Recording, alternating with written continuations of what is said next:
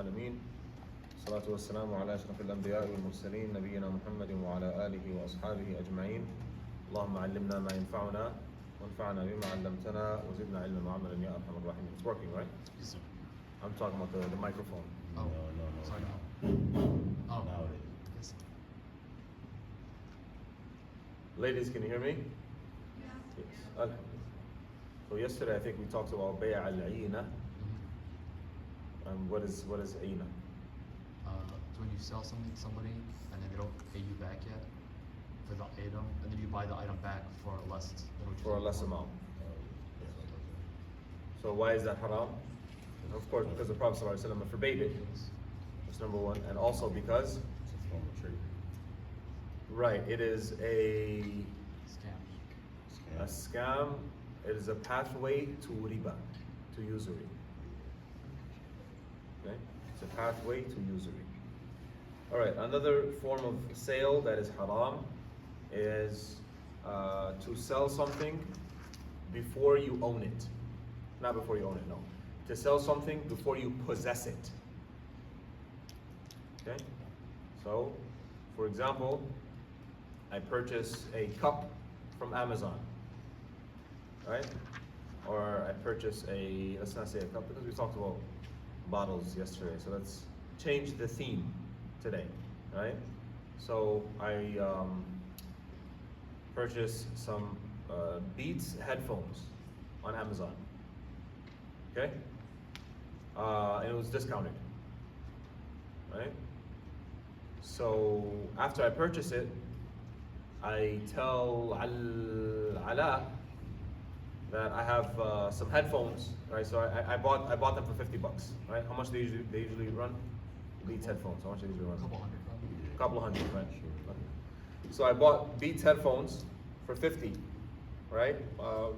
Red, for example. They go over the head, right? And I have a picture of them, and I tell Alam that I'll sell you these headphones for $100, right? So Alam is like $100. Man, I can't beat that anywhere. Okay, so he pays me for it. I told him I'll give it to you tomorrow. He pays me for it. But I'm selling it before it's delivered. Right? I'm selling it to him before it's delivered. This is haram.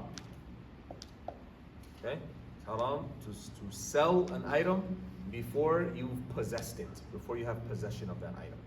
Now, possession means, or possession of an item is going to depend on that item. Because, for example, having possession of it means it's at home. You don't necessarily have it with you, but it's at home. Or having possession of it could mean, for example, a sheep that is in your barn in a different state, right? You possess it, even though you don't have it. What's your question, Hashim? Yeah, so let's say I had Beats headphones, and then I let somebody else borrow it, let's say for 2 weeks. And then a weekend, someone's like, I'll buy it off of you. Can I sell it to them before it's in my possession? Or is it technically... Right, you sell it to them with the condition that they receive it at a certain time. Okay. Now, if they receive it and it's faulty, then they can return it, Yeah. because that's khiyar al-aib, right? The choice because of defect. Prophet ﷺ said, whoever sells food, whoever buys food, they should not sell it before they possess it. Whoever buys food, they should not sell it before they possess it. Right. Another form of sale that is haram is to sell fruit before it's ripe. To sell fruit before it's ripe.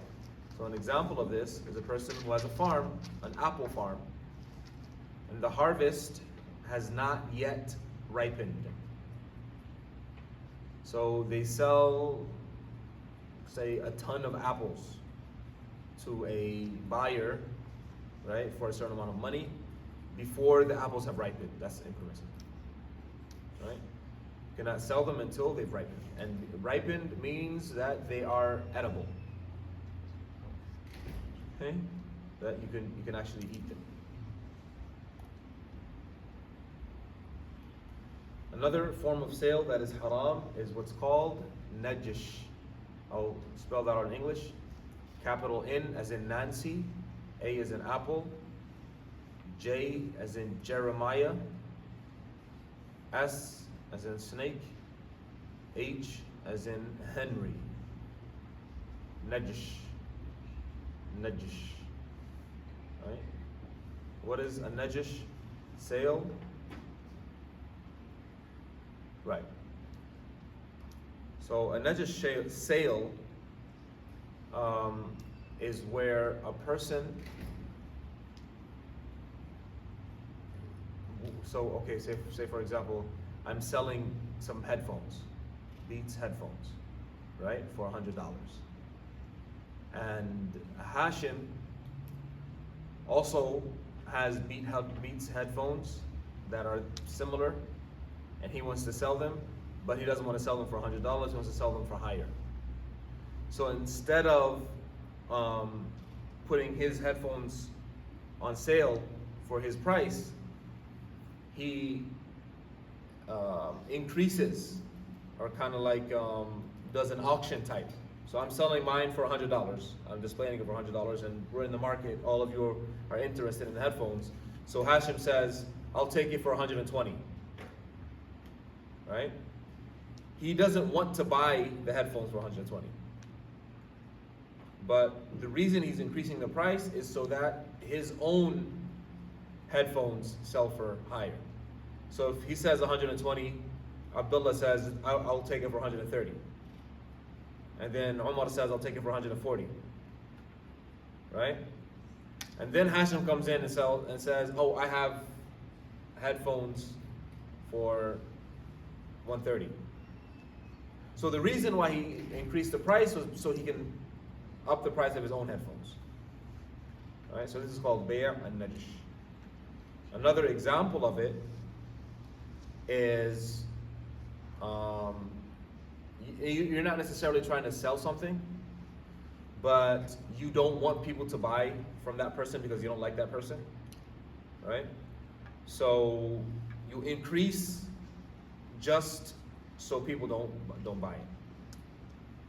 Another example is if you want someone to buy from someone else, if you want the people to buy from someone else, and you increase the price just so. It's called najash. The Prophet ﷺ forbade najash.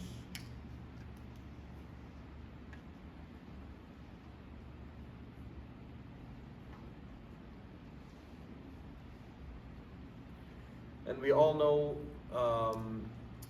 that it's permissible to have partnerships with others where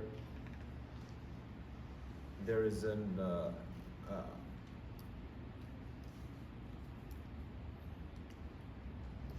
I guess a spelled out amount that, I don't know what I'm saying.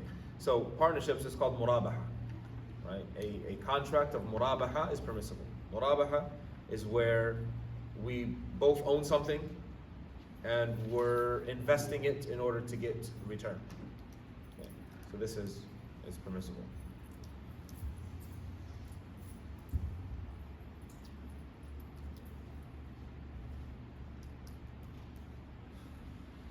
All right, selling something for a payment that is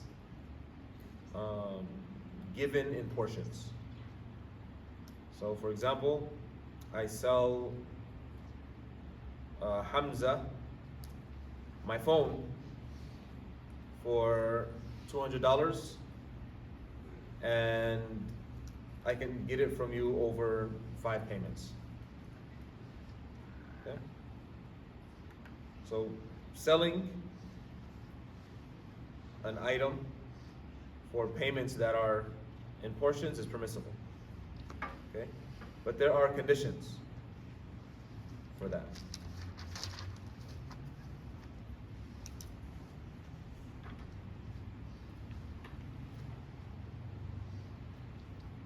So the first condition is that the item is owned by the seller and in his possession.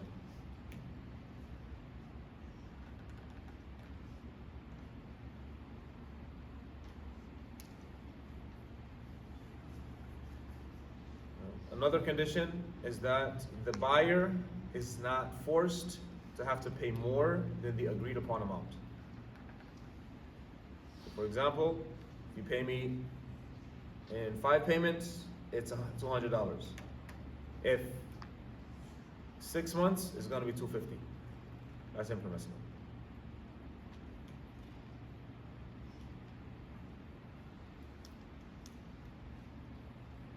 Right.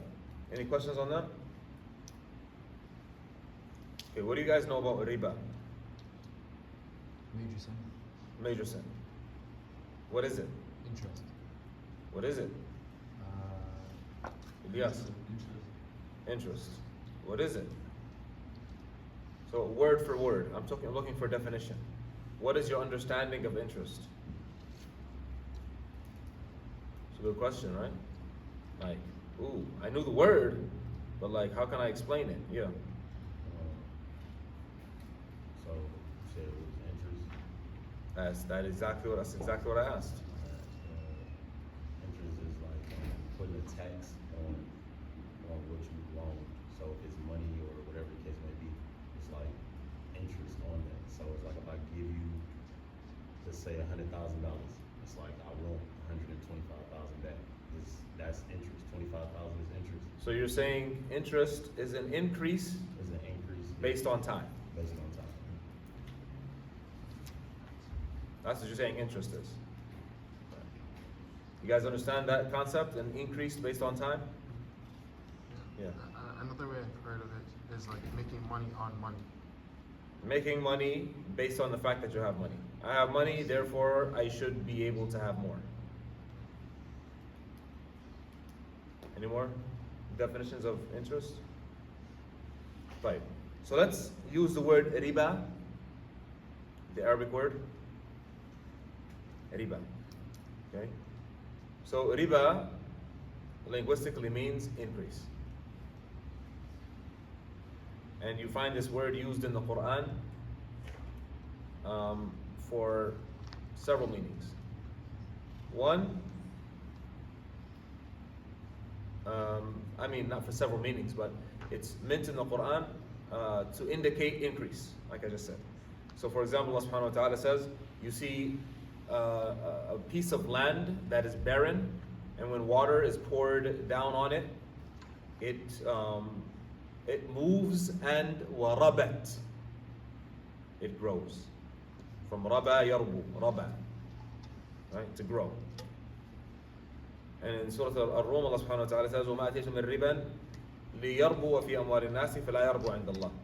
And whatever riba you give so that you can increase your wealth, it does not increase with Allah. فَلَا يَرْبُو, رَبَا يَرْبُو. The same vocabulary item. So riba linguistically means increase. The meaning of it from an Islamic perspective is a bit more complex. Okay. So it's defined here as the increase of one of the two types of wealth that are equal. The increase of one of the two types of wealth that are equal in nature.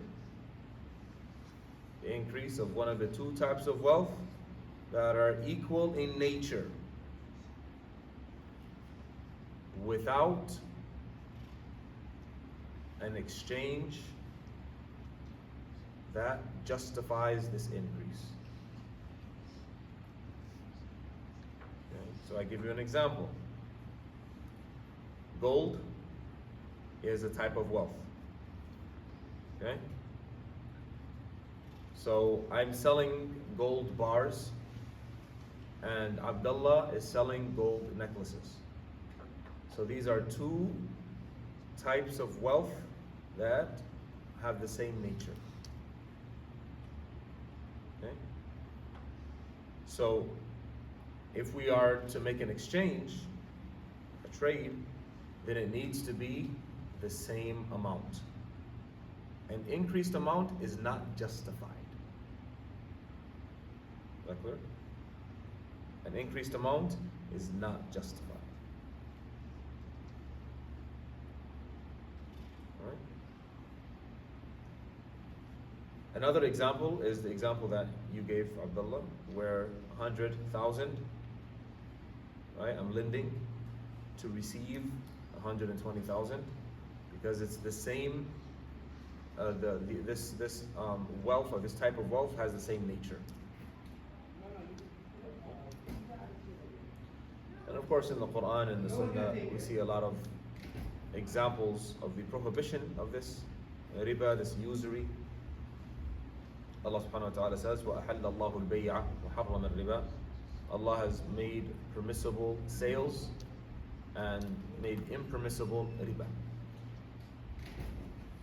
Okay?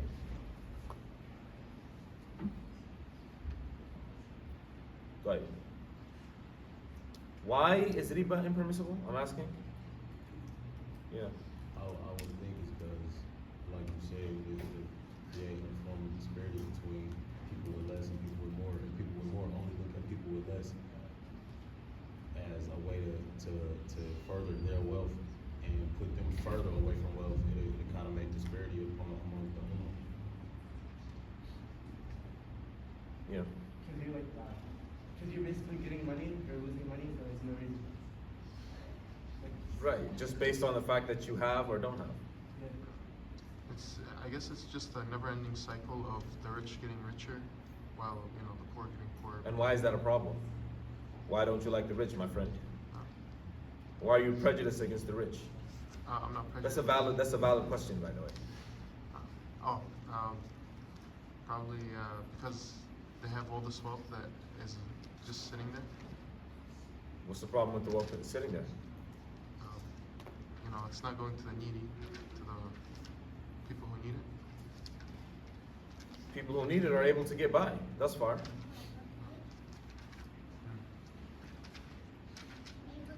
I don't know that. You don't know. That's it. That's pretty easy, bro. I know. Yeah. MashaAllah. So I can pretty much walk, do my thing. MashaAllah, not give much pushback. Ayo Tariq. Because they're hoarding money. They're not giving it to their. What's the problem with hoarding money, my friend? Huh? It's haram. Why is it haram? Allah says hoarding money is haram. Where'd you get that from?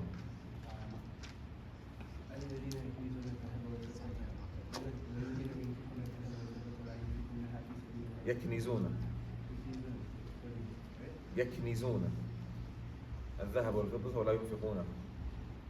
Right, so Allah Azza wa Jalla condemned and promised punishment of the fire to those who hoard money and not spend it fi sabilillah. So what does that have to do with riba? You're just hoarding the money so they can get. Okay, so what if I'm hoarding it and I'm giving zakah? You start hoarding. Finish him. Right? Ayo, Yahya. So, why it's haram, right? Because one side gets more money, and the other side gets no money. One side gets more money, the other side gets less money. So why are you hating on the people that get more money? Not less money, no money. Yeah. So why are you hating on people that get money? No, I mean, that's exactly what you said. Because they're taking it from people unjustly. Unjustly. What makes it unjust? I'm giving you a service, and I should be paid for that service, brother. I'm lending you money, right? You need the money. I'm lending it to you. So this is a service. So what do I get in return for that service? I should get some type of compensation for allowing you to have my money, brother. Hasanat. MashaAllah. There you go. So the reason why I'm kind of grilling this issue is because it's an issue. It's a problem. Okay? And we need to understand how to tackle this problem. Yes, sister. I have a question about the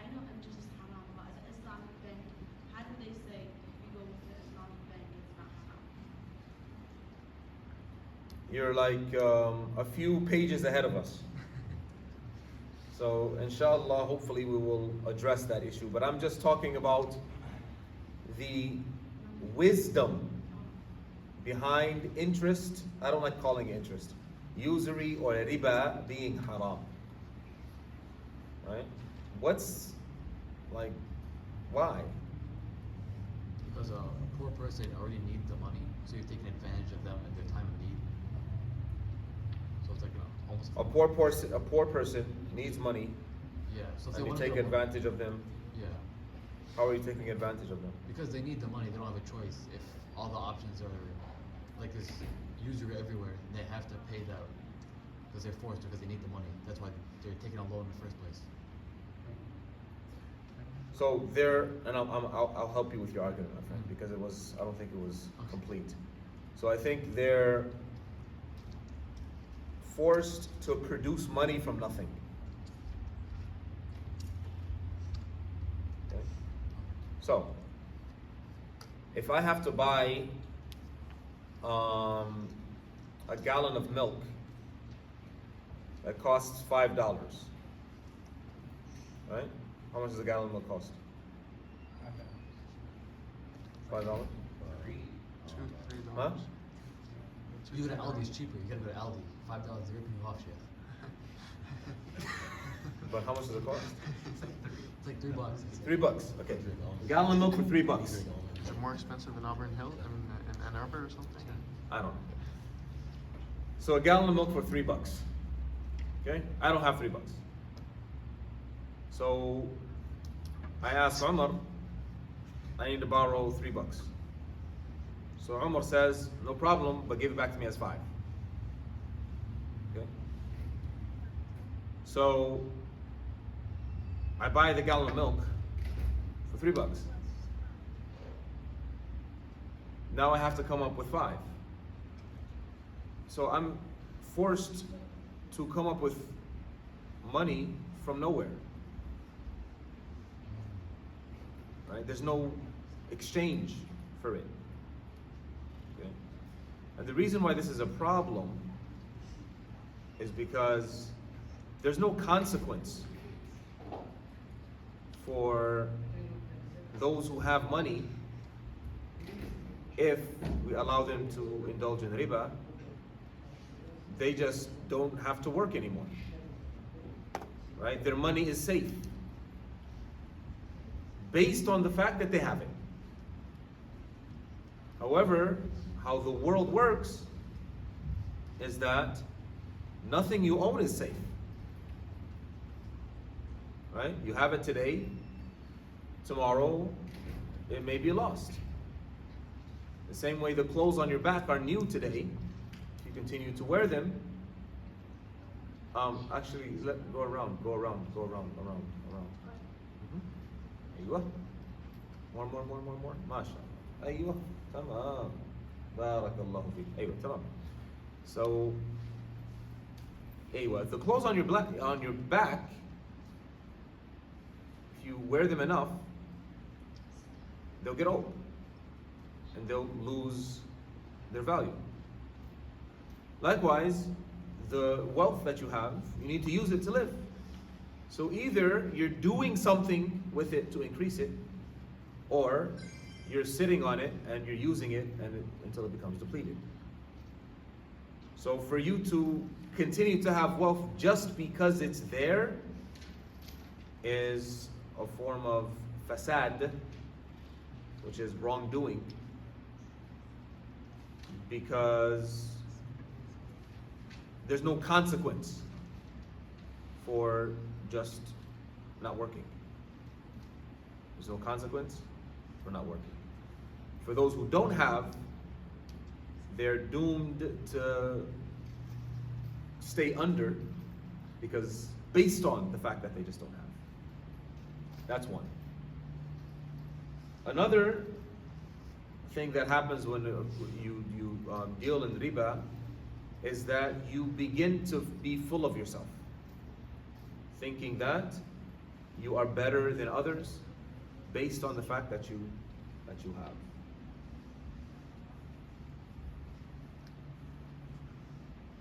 And the person who deals in riba takes people's wealth, without giving them any service in return. You may say, the service that I'm giving you is I'm allowing you to use my money, right? Allowing someone to use your wealth is a service that you do out of the goodness of your heart. Not a service that you should be compensated for. Okay? A service that you should be compensated for is a skill or some sort of physical activity that you do for others. Okay?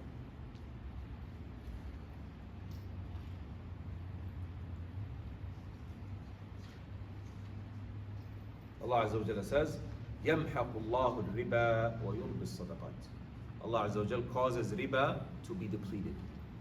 And He causes sadaqat, charity, to increase. It's another use of riba in the Quran to mean increase. وَيُرْبِي الصَّدَقَاتِ. Alright, so riba is of two types. From an Islamic perspective, riba is two types. The first is riba al-fadl, fadl, F-A-D-H-L, fadl, riba al-fadl, which means increase. Riba of increase. Riba of increase is to trade a type of wealth for the same type of wealth at an increased rate. Okay? So an example is wheat that has not been what's the word when you turn the wheat into powder? What's it called? Ground. Yeah, wheat that has not been ground for wheat that is ground. So ground, turn into powder. Wheat that's like the pieces of wheat, what's it called? The seeds, or what's it called? Huh? The grains, right? So you're selling 5 kilos of wheat that is grains for 6 kilos of wheat that is ground, for example. They're both wheat. So the trade should be the same weight. So an increase on one of those is going to be riba al-fadl. It's a form of usury.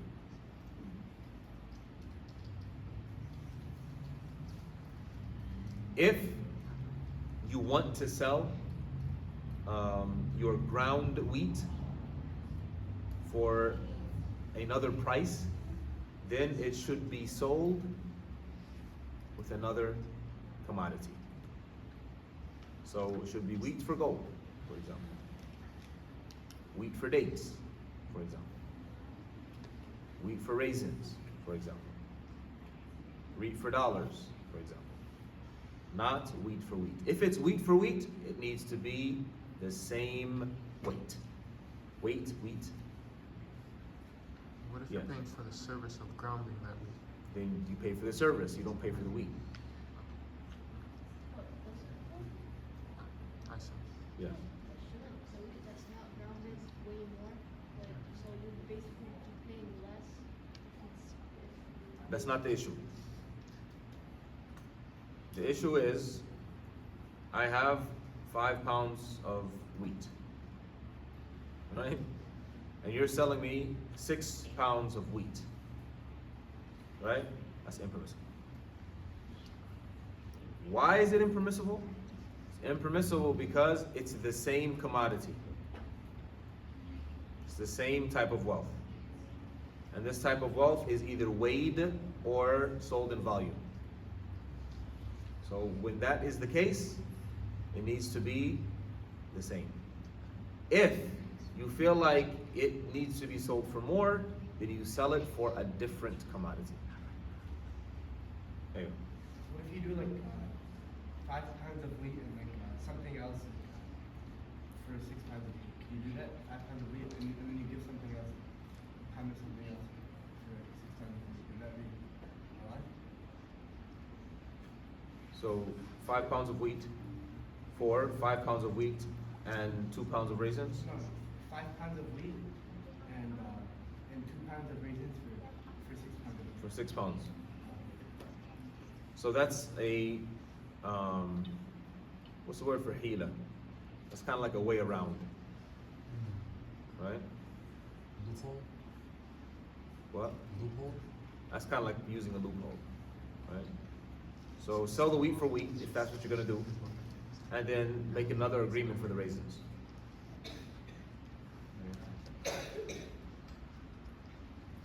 So the types of wealth that the Prophet ﷺ actually stated that need to be sold at the same amount are gold, silver, barley,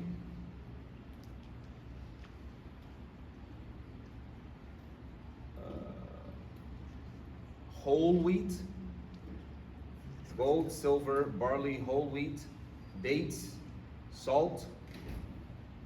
Those are 6.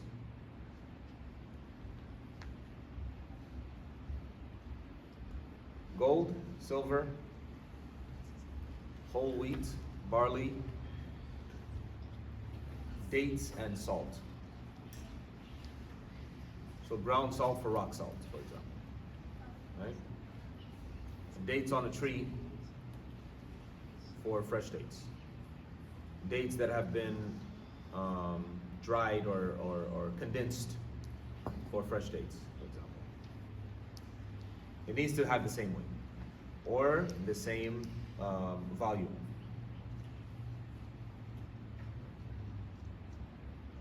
And what follows this, or what is compared to this, is anything that is weighed or sold in volume. Anything that is weighed or is sold in volume. Yeah. What if there's like different quality? Then sell it for a different commodity. And a good example of that is 24 karat gold for 18 karat gold. Right? They're both gold, but they have a very different price. So if you want to sell gold, if you want to buy gold, and it's varied in quality, then you sell it for a different commodity. If you want to sell it or buy gold with it, then it needs to be the same weight. You have a question? Yeah, go ahead. So if you, let's say, you put your money on a CD or something like that and collect interest, that's RIBA. I'm sorry, say that again? I said, say like you put your money in like a CD or something, or A CD? yeah, What's a CD?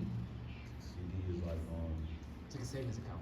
it's like savings. how you like savings. So you put your money in a savings account, right? And that incurs interest. But it, yeah. So that's RIBA. So what are you getting that money based on? Really just having the money. Just because the money's in there, you get more money. And where's that money coming from? Sorry, what? It's coming from people that are paying the bank interest for having loans on their credit cards. And the bank is benefiting from your money being there by lending your money to other people. And hoping that those other people are unable to pay on time, so they pay an increased amount to the bank, and because you're part of that bank, you're benefiting from those poor people that are unable to pay back on time. That's incurring interest. We haven't gotten to that yet. Yeah, go ahead. Is interest and usury the same thing? Is there like Interest, I think, is a modified name for usury. Okay, but it's like the same exact thing. Usury is what it is. Interest is was named interest because, you know, it was in people's interests to have interest. Right? Just like fornication is called love. And, you know, the other letters of the alphabet is called love. Right? And love is free from any of it. It's kind of underrelated, but I heard that interest or like dealing in usury in riba, it's worse than adultery. I don't know. Yeah. Right. Where were we? The first type of usury or riba is riba al-fadl, and we talked about what that is. Right? That is to have an increase of an amount that has the same type of wealth. The second type of usury is riba nasiya. Nasiya, with an N, as in Nancy. Nasiya. Nasiya. Nasiya means delay. Right? So riba based on delay. Okay? So riba based on delay is of two types. The first is if, like we said before, the two types of wealth are the same in nature. Right? So for example, a 5 pounds of wheat that is not ground for 5 pounds of wheat that is ground, but I'll give it to you later. It's impermissible. Okay? So 5 pounds for 5 pounds, that's the same amount. Correct? Same amount. But it needs to be exchanged at the same time. It can't be delayed. So that delay causes it to be interest, causes it to be riba. Yeah. You're not gaining anything extra. I'm sorry, what? You're not gaining anything extra. So the reason it's riba is because the value of things change over time. So the fact that you're delaying the exchange, it's likely that the value will change, and one of the sales or one of the either the buyer or the seller, traders, would be at a loss. So as we know, that gold goes up and down, right? Inflation, it happens. So at that time, the two commodities will have a similar amount or a similar value. If you delay, that value changes. So that's one type of riba al-nasiya. The second type of riba al-nasiya is what is most common in the West. Whereas, I take 100,000 now to give it back as 150,000 in 2 years. Right? The reason I'm giving more is because I'm given time. Okay? The reason I'm giving more is because of the time. If there wasn't any time, I would not be giving more. That's riba al-nasiya.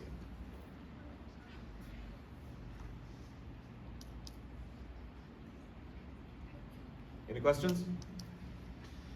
Yeah. Is that what nasi means? So, إنما النسيء زيادة في الكفر. This is not referring to riba.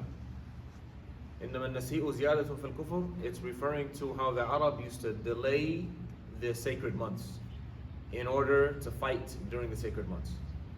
So, for example, if there was a battle supposed to happen in the month of Rajab, they would agree to delay the month of Rajab so they can get their battle in that month, during that month, right? After they finish their battle, then they'll observe the month of Rajab. So they would delay the month. Yeah. Playing games. So they know it was a sacred month, they're not supposed to fight. But let's agree to delay the month so you can get down, you know. Get this over with so we don't got to think about it later. لا حول ولا قوة إلا بالله.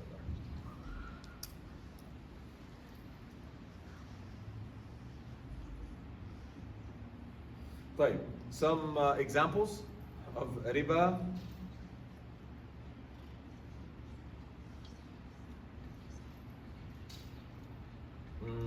Let me see.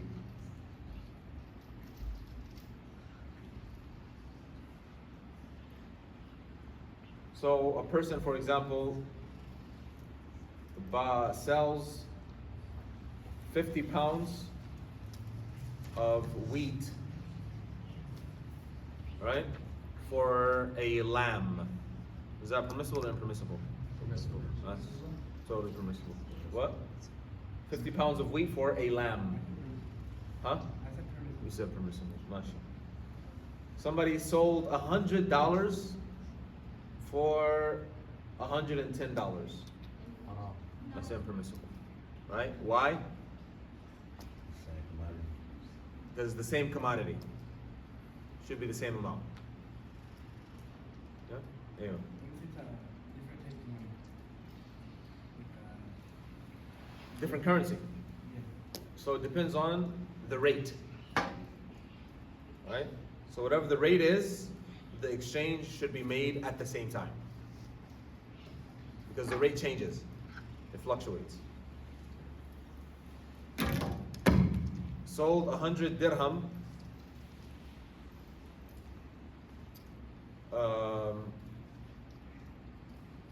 of silver for 10 junay, or 10 pounds of gold. Permissible. Permissible. But what if he promises to give it after a year? Impermissible. Because it needs to be same time. Gold and silver, same time. Gold for wheat, it could be later. But gold and silver has to be the same time.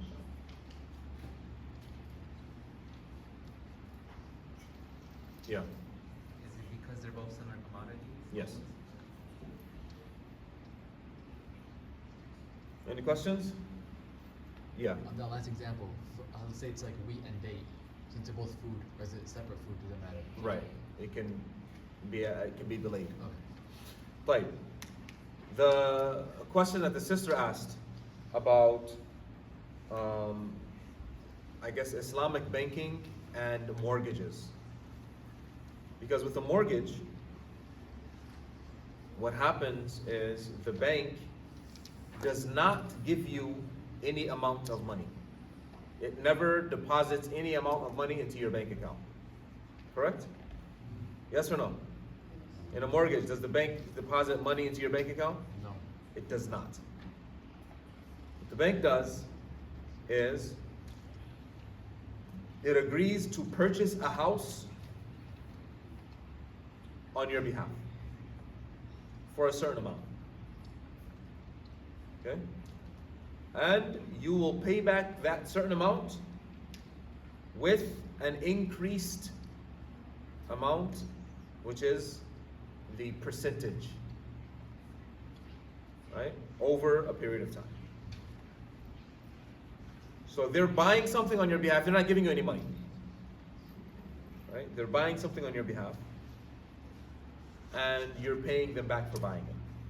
What's your question, Iyad? What if instead of paying interest haram?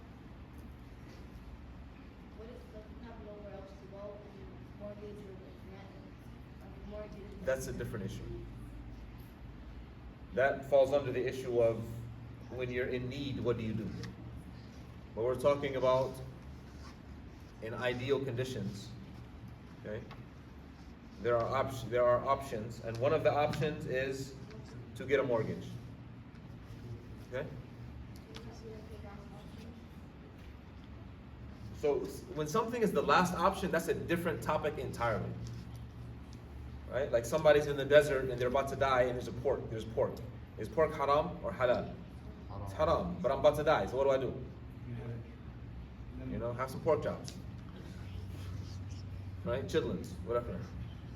You know? That's a different topic. Okay? That's something separate. What we're talking about, there's an option. Rent or get a mortgage. Right? That's what we're talking about. Yes, my friend? it is totally halal to invest your money as long as what you're investing in is halal. Alright. So now the bank purchases a home on your behalf with the agreement that you're going to pay them back with an increased amount of interest. Okay? That's what's going on with the bank. It's not giving you any money. Okay? So the scholars of our tradition have deemed this a sort of or a type of riba. Right? So it's akin to, it's as if they are giving you the money and you're buying the house and then you're paying back over time with an increased amount. Right? It's clear, it's simple, no, not a problem. Now the sister asked them, well, what about Islamic banking? Okay? What an Islamic bank does is it purchases the house for you, and then it goes into an agreement with you on what's called a partnership. The partnership is either mudaraba, which we will talk about later inshallah ta'ala, or murabaha. Mudaraba, a mudaraba partnership, is where one partner has money to buy the goods, the other partner sells those goods. So for example, I buy 10 phones and I tell Abdullah, sell these 10 phones for me. I get 50% of the revenue or the profits, and you get 50%. This is mudaraba. So what an Islamic bank would do is they would purchase the house and go into a mudaraba agreement with Abdullah, for example, whereas Abdullah is paying back the loan, right? And he's paying rent on that loan to the owners. And the rent that he's paying is going towards, or he's paying for the rent, and that rent over time decreases because he's owning more and more of the house. Okay? That's how it works. It's the wording of the contract. But if you look at the reality of the contract, sheer numbers without the wording, it's the same thing as a traditional mortgage. Numbers for numbers, right? It's the same thing as a traditional mortgage. The reason why it is called permissible or Islamic banking is because the wording or the contract is a partnership, right? Rather than it being straight out riba. That's why it's deemed permissible. Yeah. We said mortgages are impermissible. Mortgages, as a basic rule, are not permissible or haram. As a basic rule, yes.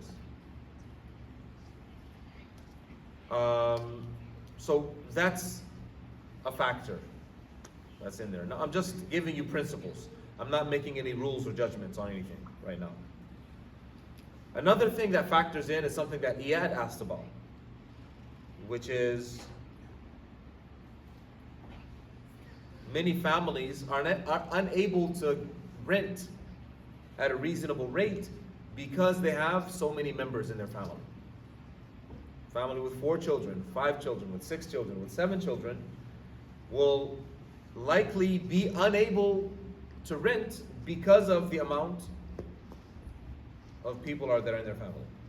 Or they would be compelled to have to lie about the amount of people in their family just so they can get a rental home for a reasonable price.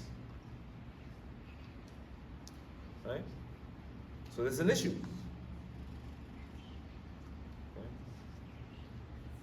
Another issue, to address your question, sister, is that the amount that you're paying in an Islamic banking situation, in most cases, is going to be significantly more than what you would be paying in a traditional mortgage.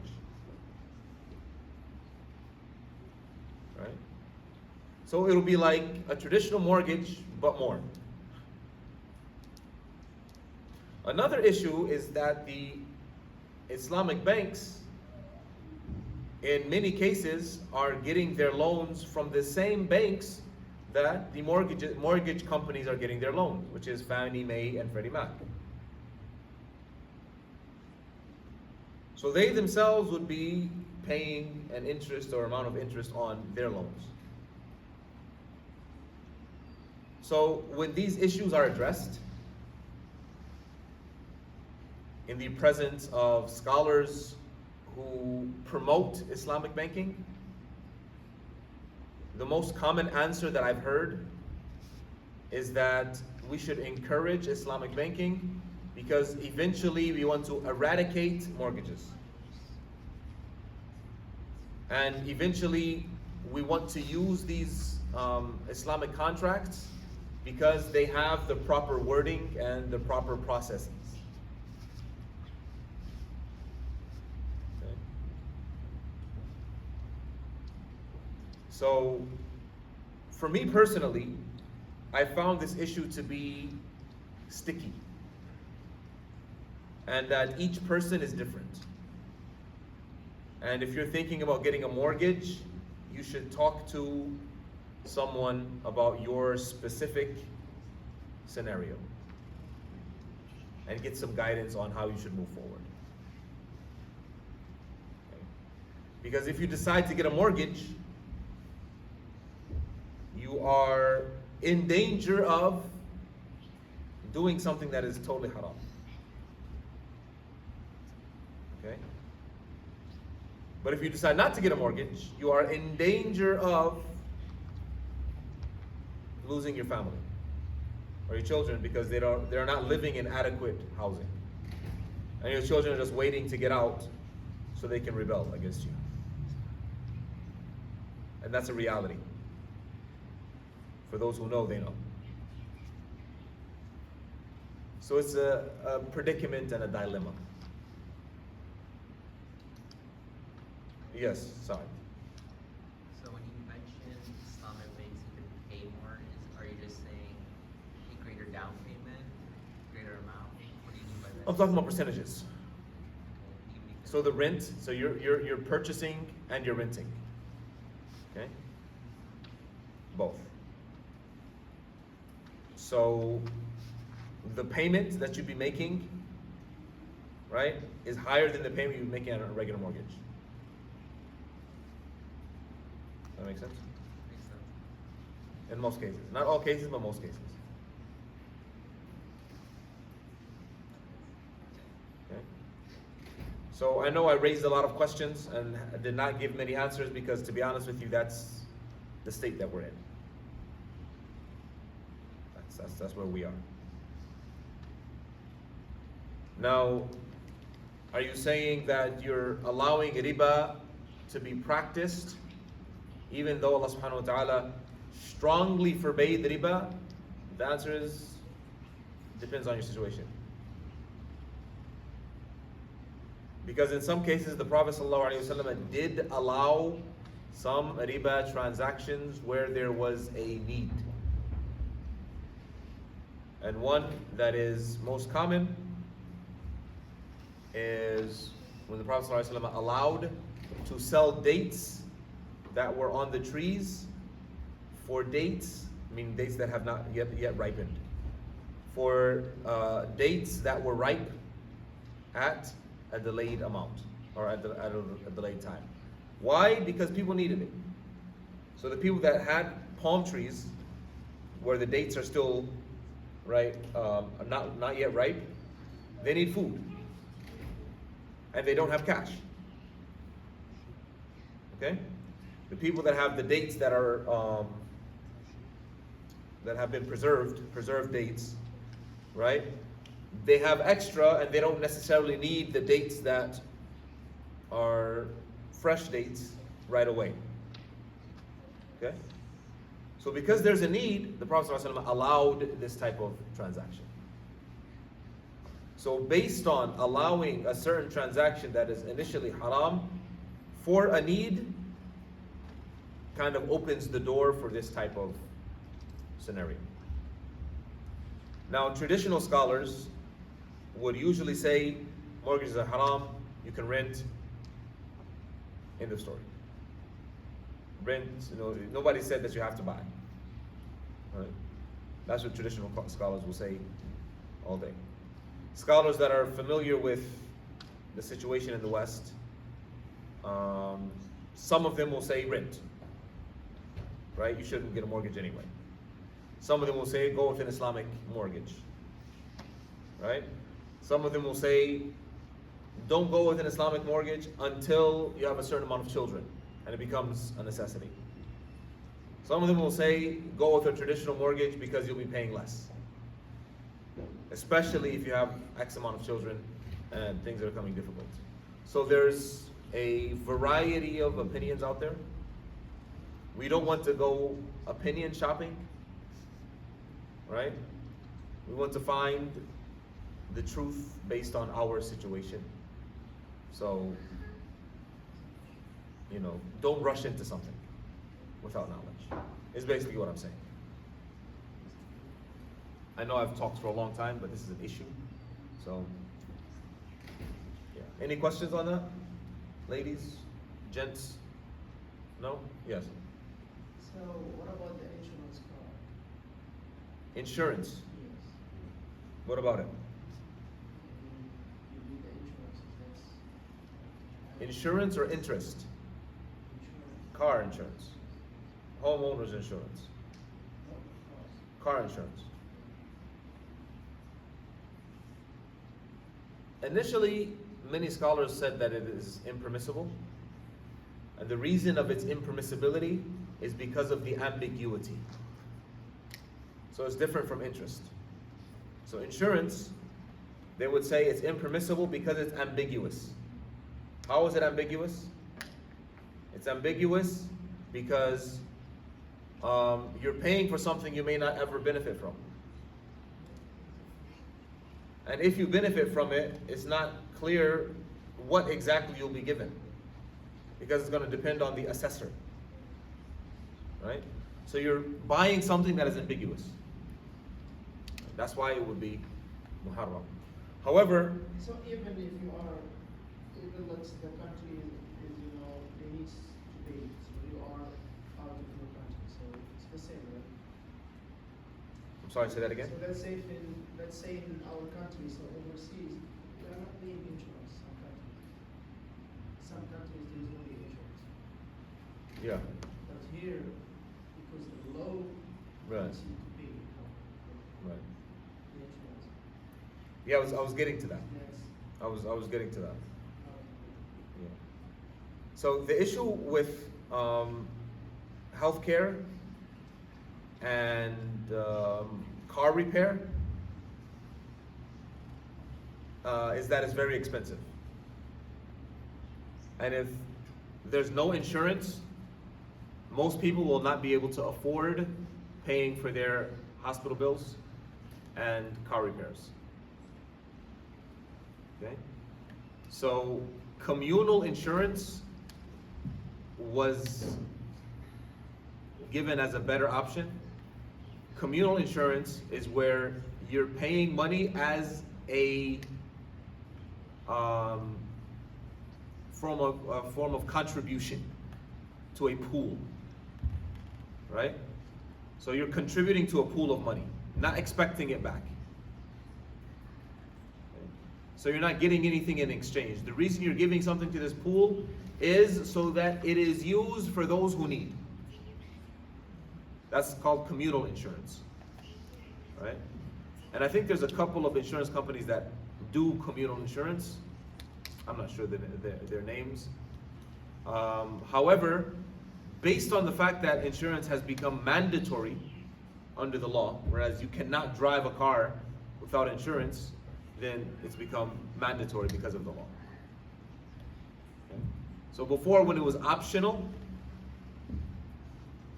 then you would go with only communal insurance. But when it becomes mandatory, right, then you can do the highest type of insurance.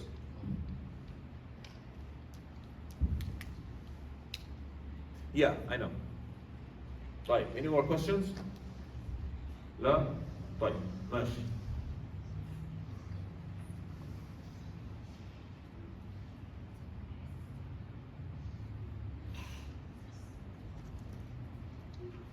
As for taking a loan, it is impermissible to gain benefit for giving someone a loan. It is impermissible to gain benefit for giving someone a loan. So I lend Hashim $1,000 for a year. Okay? So because I lent Hashim $1,000, right? I go to his house for lunch every couple of days. Right? I knock on his door, like, Hashim, I'm hungry. Got some food? So I'm benefiting from Hashim because I gave him a loan. Now Hashim is gonna let me in because he's gonna feel shy. This guy lent me some money, I gotta let him in. Right? This is impermissible. Like the example I gave with Saad cleaning my office.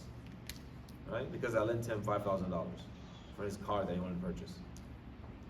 Any benefit that is gained for giving a loan or for lending money is impermissible.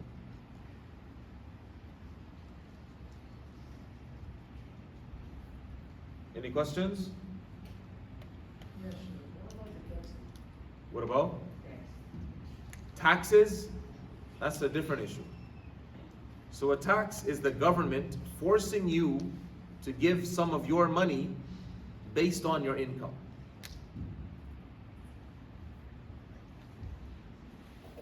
So it's impermissible for the government to take that money from you.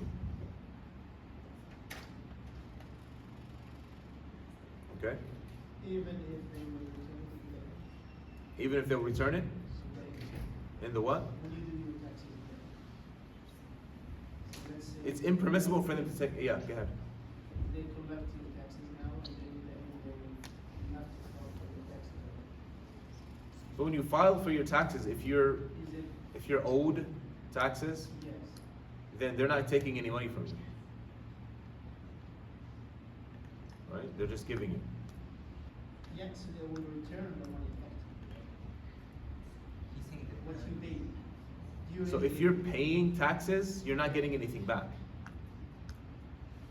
not everyone gets like a tax return. Yeah. Some people, they get The taxes returns. is different because you have a federal taxes already. So the federal taxes, sometimes you get something from federal. Yeah, but if you're getting federal taxes, you're not paying. You're talking about the sales taxes? Yes. Okay, so that's different. The sales taxes you can't, there's no way around because it's haram for the government to take those. Right? But they're taking them anyway. They don't care about haram and halal. Yes. Right?